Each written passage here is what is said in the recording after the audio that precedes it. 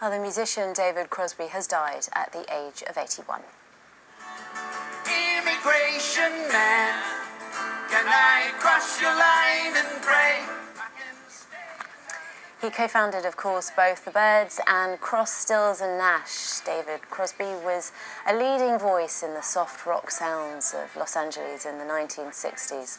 Although he later struggled with drug and alcohol abuse, he was brought into the Rock and Roll Hall of Fame not once, but twice.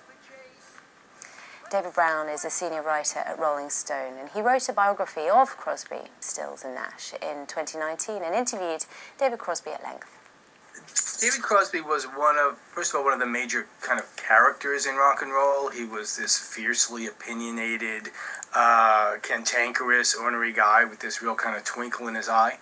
But he also was one of the real architects of taking rock and roll in new places it hadn't been before the mid-'60s.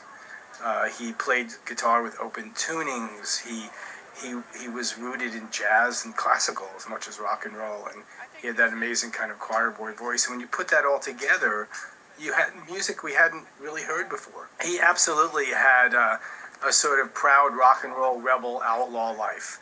You know, he had problems with drugs, and he almost died a few times, and he had health issues up to the end, and he basically letting that freak flag fly, as they sang in one of their own songs, and he embodied that counterculture rebel of the time.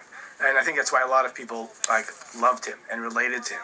They saw they kind of either wanted to be that or saw themselves in that. The musician David Crosby, who has died at the age of 81.